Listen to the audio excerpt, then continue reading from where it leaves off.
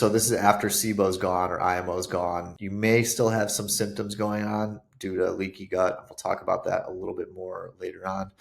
But at this point, we want to add back some foods here. We want to prevent recurrence of SIBO from coming back. You've dealt with issues. We don't want them to come back. And then we want to heal the gut as well, which also helps recurrence. So I have some supplements. So this Gastro One Gut Health Formula, it's a combination of things like glutamine, DGL, slippery elm, stuff like that to help the gut lining.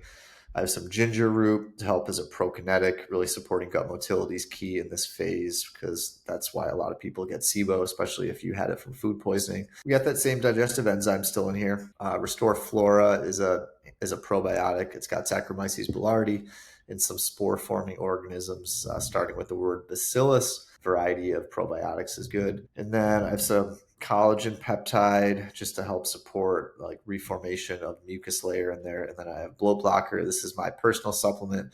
This really helps with preventing SIBO. It works for SIBO as well, but really works well for preventing SIBO from coming back by forming a protective shield over that mucus layer and really preventing bacteria that we don't want from coming back in and repopulating in the small intestine. This is the regimen. Oh, and before bedtime, I have 3 capsules. Modal Pro, which is more of a stronger small intestinal prokinetic to help with gut motility. Alternative in here, Iberogast, which I really like a lot. Iberogast, I have this as the alternative because it is not available on Fullscript, but you can usually order it on Amazon. It's also available on iHerb. General practices. This is stuff that's probably good to do as you're going through treatment and the gut healing phase for like 1 to 3 months after. Minimizing hard to digest and inflammatory foods. Gluten and dairy are the biggest contributors here, but also like added artificial sweeteners like sucralose, not good. Alcohol, not really going to be helpful for you. Try to keep your foods to be whole 1 ingredient foods as much as possible and minimal to no processed foods. This piece of advice is arguably one of the few things that I could say for every single person that would be good to follow. And this thing I'm going to say underneath eating hygiene after it. So if you have SIBO, give your body the best chance you possibly can to digest and absorb the food. Chew it really well. Make it like a jelly-like consistency. If you eat your meal and it's a burger or sandwich or something big where like there's large chunks of foods, if you're eating it in 3 minutes, you're probably not chewing enough. Minimizing liquid during meals can help you boost stomach acid, helping that food get broken down more in your stomach and help it clear through the intestines quicker. Avoiding stress during meals, several deep breaths during meals. You get it. Intermittent fasting, waiting 4+ hours in between meals.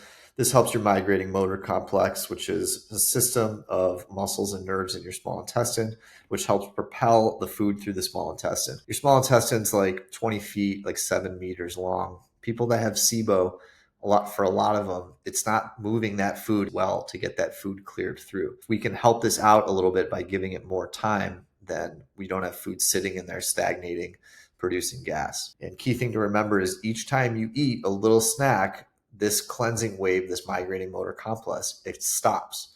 So if we have a tray of whatever on your desk when you're working and you're popping little snacks all throughout the day, your intestine's not clearing yourself out. I mean, for some people, this is not an issue, but if you have SIBO, this can be a really big issue. I don't snack anymore. I just eat 3 large meals or medium to large size meals throughout the day.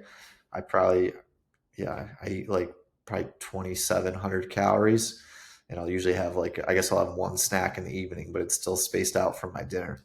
Supporting digestion, including some supplements like the digestive enzymes. Sometimes using HCl, which is betaine HCl or apple cider vinegar can be useful, or ox bile. Not always the case for everybody, so I don't include that in there. I mentioned the pro-motility, prokinetic agents, fortifying the microbiome with the probiotics to be done after, and then starting gut healing. I mentioned the Gastro One, the bloat blocker, this all helps with that. That is what I just went over right there in a nutshell. Like that's the main stuff to do.